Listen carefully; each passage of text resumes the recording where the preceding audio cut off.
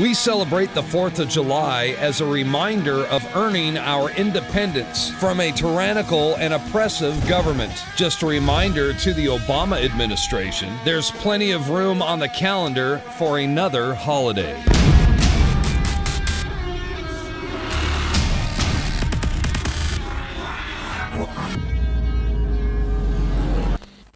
Joining us, he'll be joining us every few weeks. I'm excited to be able to have him on as a regular guest. Peter Schiff, Europac.net, manages billions successfully at Europac.net. An American businessman, best-selling author, and his dad's also a famous patriot fighting the IRS. And he's the host, of course, of the Peter Schiff Show as well. And he's a frequent guest on financial television programs, generally one of the lone voices of sanity. He'll have 4 or 5 other pundits saying everything's wonderful, and he'll be on there giving his contrarian view, like the fact that Greece cannot be bailed out no matter how many times they do it, and that more countries and areas are to come. And now, since he was on with us a few weeks ago, Puerto Rico has announced that they're insolvent. Well, I mean, guess what? Basically everybody is, except maybe Switzerland. In fact, that's a good question, a good place to start with Peter Schiff here today. Peter, what are the best countries in the world right now? And then let's get into Greece. Let's get into this jobs report. Yeah, well, Switzerland is pretty good. They have made some mistakes in kind of pegging the Swiss franc to the euro. They gave that up, but they're still intervening to prevent their currency from rising. But there are countries around the world. Singapore is another good example. Maybe New Zealand. I mean, there's a handful of places that we invest our clients' money in over at Europe Pacific Capital. And by the way, now we're Europac.com. I mean, .net still works, but now I've got the .com URL as well. But, you know, it's hard to find the countries that aren't completely screwed up. I mean, most of them are broke. The irony, right? Puerto Rico is claiming that it can't pay its debts, which is true. But Puerto Rico's debt to GDP is much lower than America's debt to GDP. So we're broke too. The only difference is there's no QE program for Puerto Rico. The Fed is not buying Puerto Rican government bonds. So interest rates have already risen in Puerto Rico, and that's why they can't pay. But if interest rates ever rise in the United States, we are even more broke than they are. Now, the Fed keeps saying for years that, oh, we're going to get around to it soon, but they don't. What happens if they do? What happens if they don't? Well, we're damned if they do and we're damned if they don't, right? If they do raise interest rates, they prick the bubble that they inflated, right? Because we have so much debt, the only reason the bubble hasn't already burst is because rates are still at 0. So if they move them back up to even 2 or 3%, which is still historically very low, given how much debt we have, it is impossible to sustain it. The federal government doesn't have the money, corporate America, homeowners, everybody is so levered up that if interest rates go up, we're Greece, we're Puerto Rico. Now, if they keep interest rates at 0 indefinitely because they're afraid of causing a financial crisis, eventually the world will catch on. I mean, they haven't done it yet, but eventually they will. And then the bottom drops out of the dollar and we have a dollar crisis, which I think is the worst possible outcome. But unfortunately, it's the most probable. So many pundits now are starting to agree with you more. Before they said everything's perfect, it can go on forever. We are hearing a lot more noises that the big one is coming. Ron Paul was on yesterday. For the first time interviewing him for 20 years, he said he thinks it's getting really close. I know they can still engage in some manipulations to keep this dog and pony show going, but it seems the writing is on the wall that we're getting close here.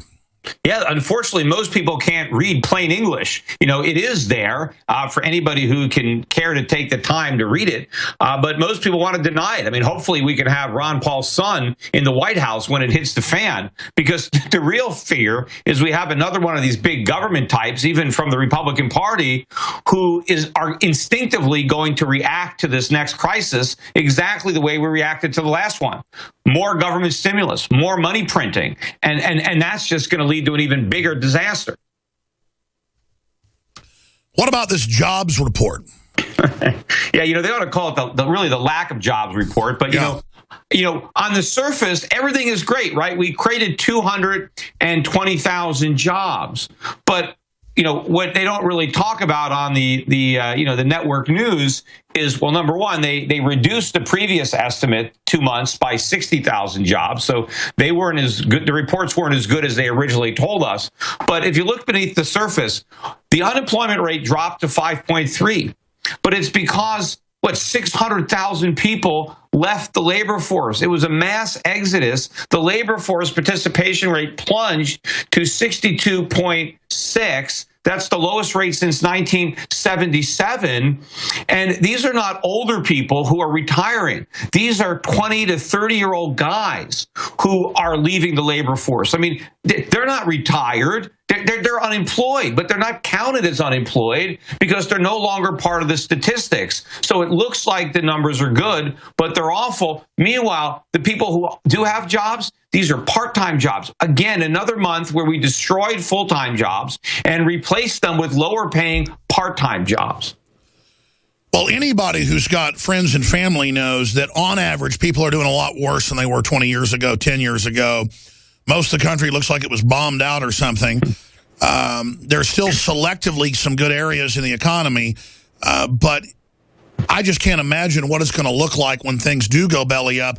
Let's specifically talk about Greece and the, quote, contagion. My issue is no matter how many times they get bailed out, it's going nowhere. And now the IMF and the World Bank and the EU, the Troika, they want them to put higher taxes on their tourism and stuff that's already really high.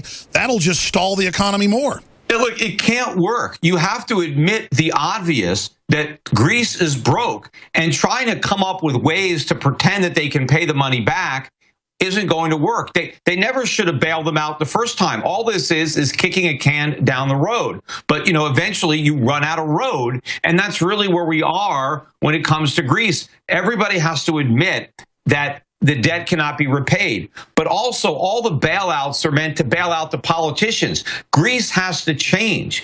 Greece has to level with their citizens that they can't get something from nothing, that they've run out of other people's money, and that people have to actually get legitimate jobs. They just can't collect checks from the government. They can't be overpaid. They need a market-based economy. But all the bailouts perpetuate is the socialism that has ruined Greece.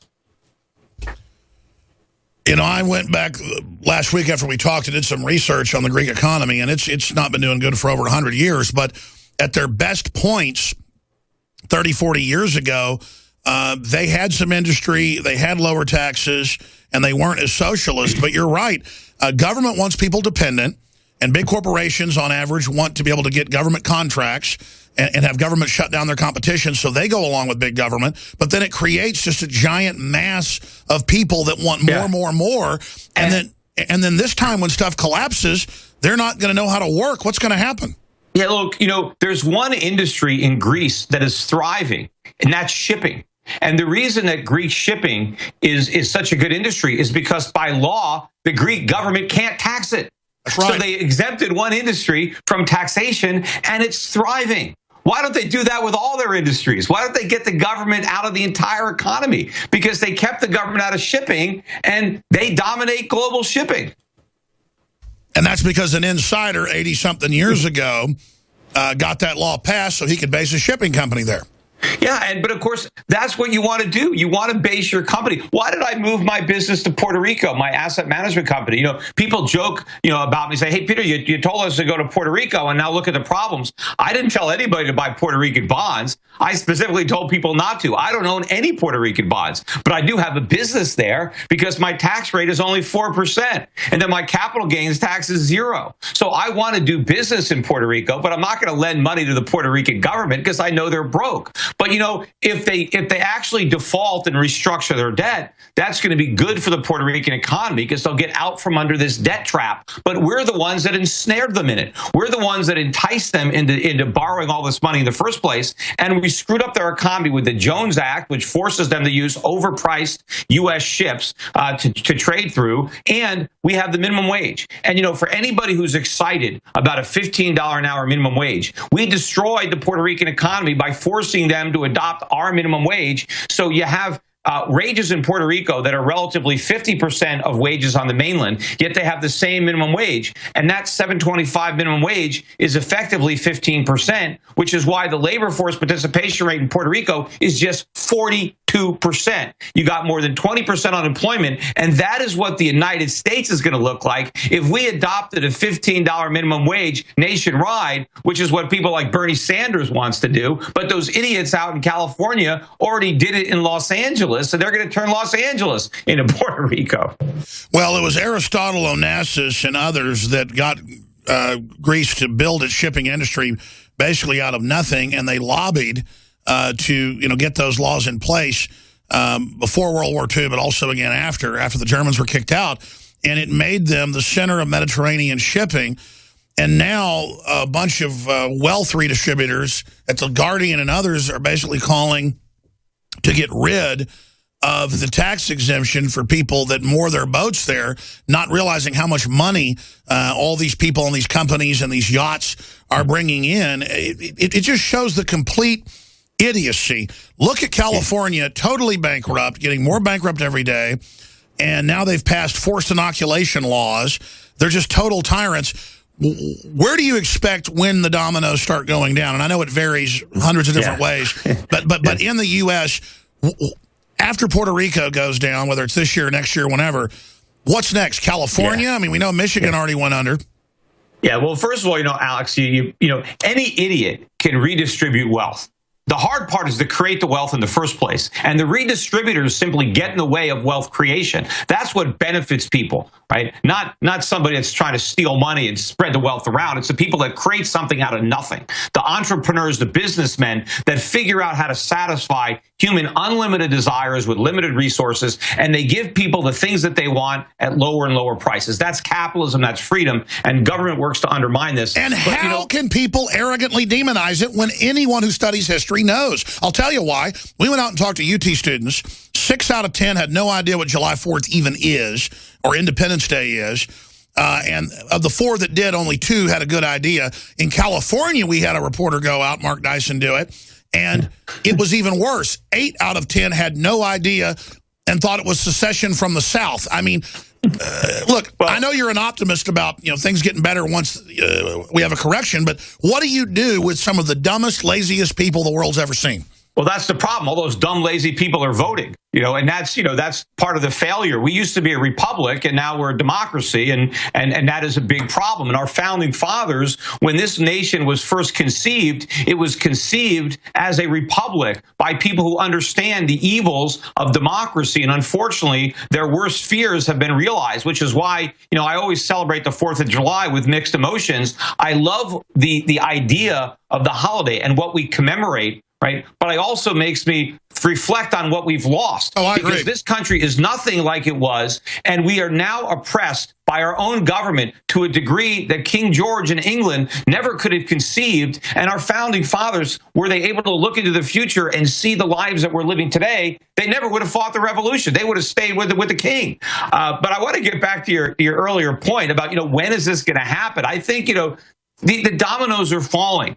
Greece, Puerto Rico, the countries that have borrowed too much, right, are being held accountable. The chickens are coming home to roost. What's next? And we got more chickens out there than anybody. What's next? Spain? I mean, what do you see next?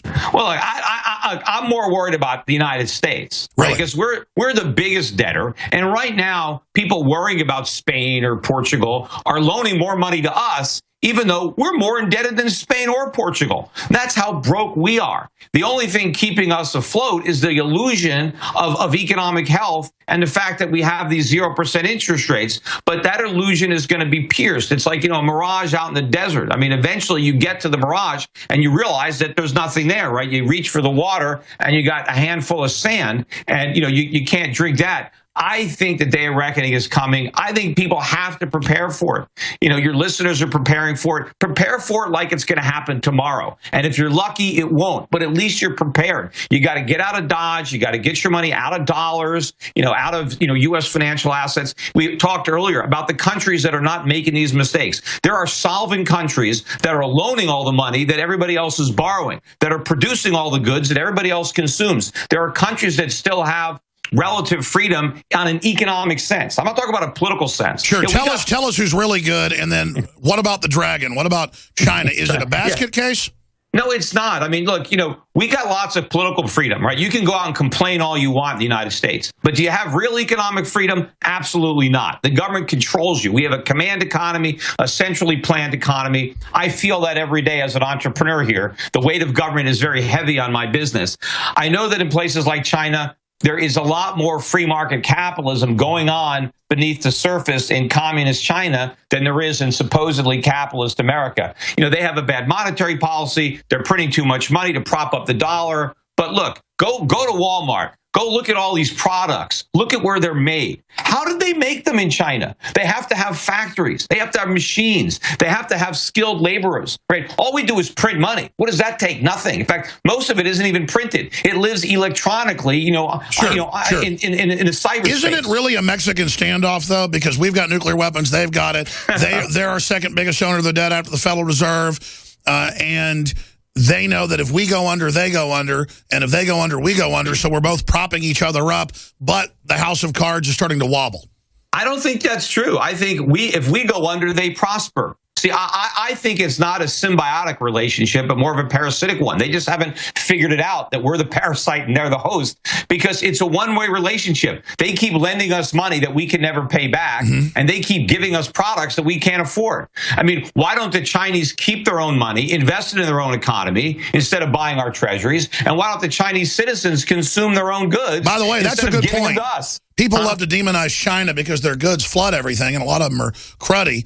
But at the same time, we're the ones buying cruddy products that break. Yeah. We're the ones buying Chinese products. And we're the ones buying real goods with fiat dollars. So it just goes to say we get a bunch of stuff that breaks before you get it out of the box because we're buying it with imaginary confetti. Look, the Chinese products are not junk. I mean, if they were junk, people wouldn't buy them. The reason that so many people want Chinese products is because they're not junk.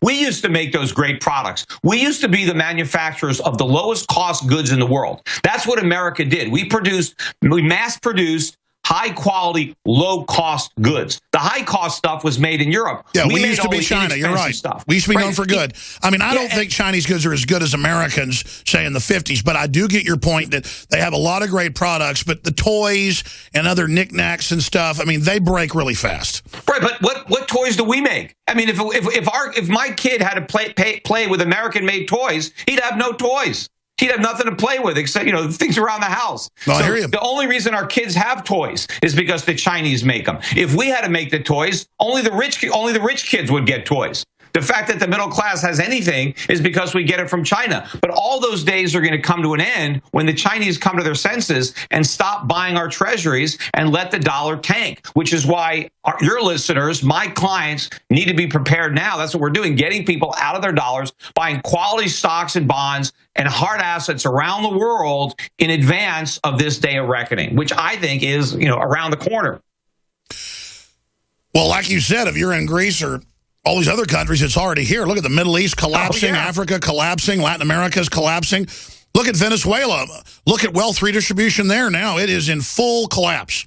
Yeah, and think of it. Remember when the real estate bubble first burst and it started out in subprime and they said, oh, don't worry about it. It's contained to subprime. Yeah, it wasn't contained at all, right? It was all over the mortgage market. So we're seeing these problems in places like Puerto Rico or Greece. It's not contained to those countries. All the countries that have borrowed too much money that they can't afford are going to have to be held accountable for what they've done. Just like all the mortgages, even if you had good credit, if you borrowed more than you could afford to repay, you still lost your house. What state's in the most trouble, Illinois or California? I mean, we know Michigan is essentially a beautiful state, but has fallen apart. Oh, and it's not just the states. It's the cities, it's the municipalities, and it's the federal government. I mean, we got problems on top of problems. The only thing keeping all these cities and states afloat is the fact that interest rates are at zero. See, I think before the dollar collapses, the Federal Reserve is going to launch QE4. It's going to expand its asset purchases, and the Federal Reserve is going to be not only buying U.S. Treasuries, but state bonds as well. Who knows? They might even end up buying the ones in Puerto Rico, but they're going to buy California bonds. They might start buying hamburgers. Bonds, they'll buy Connecticut bonds. They might start buying hamburgers from McDonald's to prop them up. Well, although McDonald's has been having a tough time if you look at their earnings, even the McDonald's customers are too poor to shop there. I mean, the real American businesses are struggling. People are wondering, why are Americans not spending? Because they're broke, because they borrowed too much money to buy stuff in the past. Peter, I know you got to go, but to buy stuff now. Do 5 more minutes with us on the other side if you can on the election. I want to come back and talk about the election with you, and then we're going to get to your phone calls. I want to talk about a perfect storm today. And the perfect storm I'm going to discuss is a really good perfect storm. I have prayed, literally, to be able to find a high-quality gun sponsor that is affordable and that is extremely well-made and effective that I can promote to my audience. About 6 months ago, we get contacted by Head Down Firearms, hdfirearms.com. Low cost compared to competitors, super high quality, super lightweight, super accurate, and the experts salivate over it and love it. Their entire line of 5.56, 308, and their accessories are simply amazing, and it's designed by battle-hardened vets that know what they wish they would have had. You need to go to hdfirearms.com today, or you can visit headdownproducts.com. That's headdownproducts.com.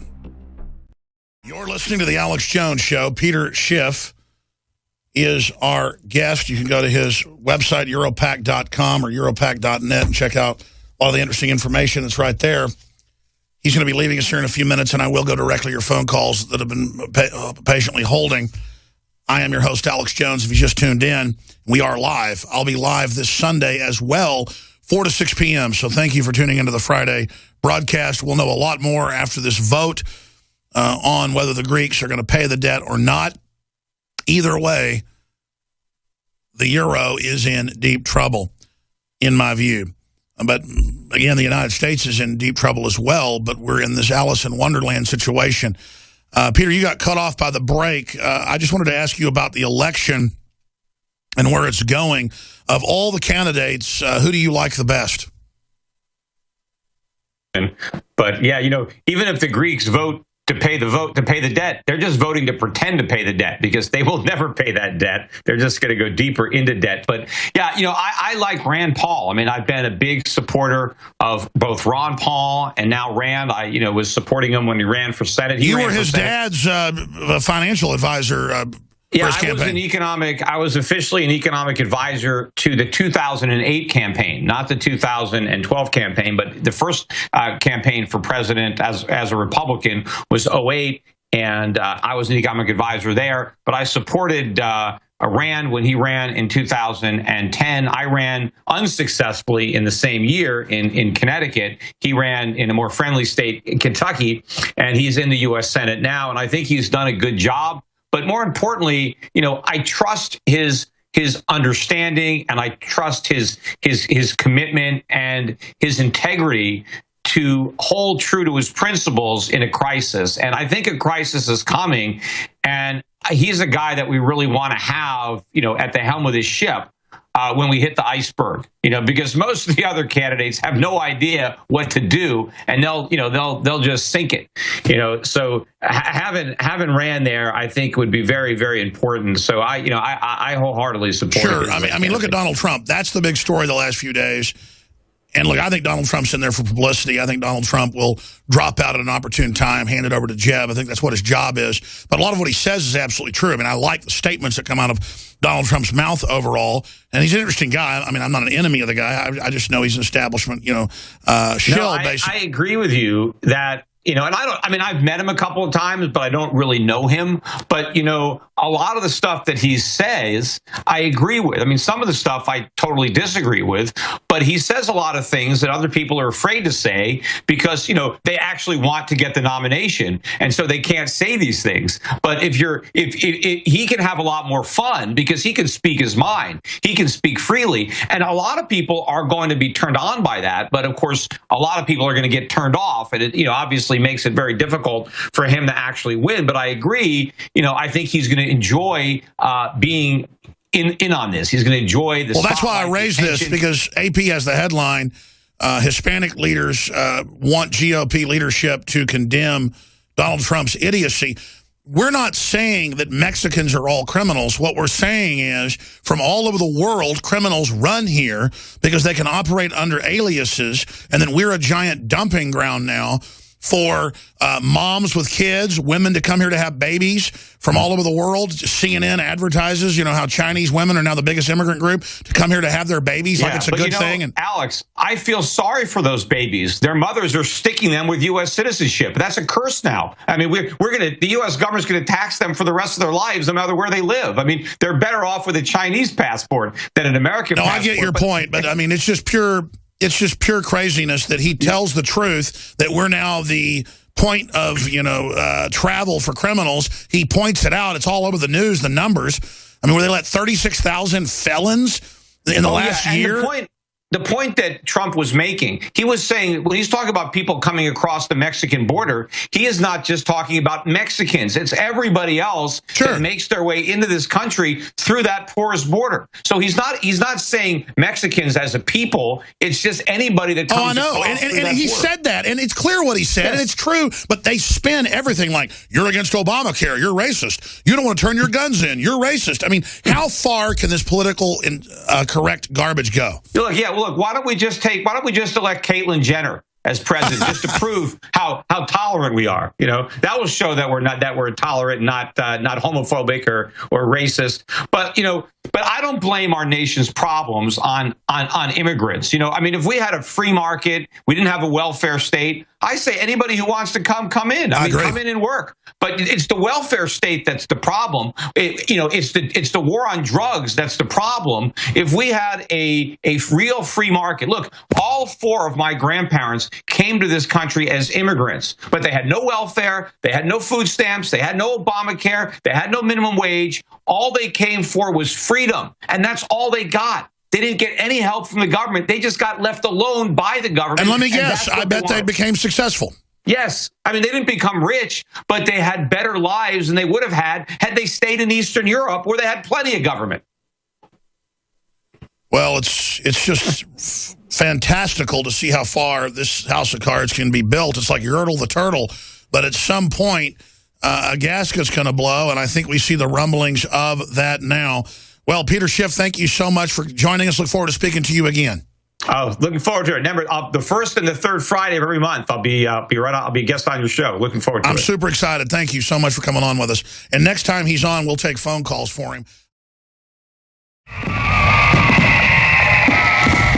To celebrate the birth of our country and give a big thanks to all the info warriors out there, we are now offering free shipping on every item shipped out of the InfoWarsStore.com warehouse. That's free shipping on all t-shirts, books, and DVDs. Free shipping on Molon Labe and 1776 belt buckles, which are also 25% off while supplies last. Free shipping on all of our InfoWarsLife.com nutraceuticals. If it's in the InfoWarsStore.com warehouse, it's shipping for free, all during the month of July. It's our way of saying thanks to the true heart and soul of this operation, who stand beside us and support us as we wage an info war for liberty and freedom for all. InfoWarsStore.com, free shipping for the month of July.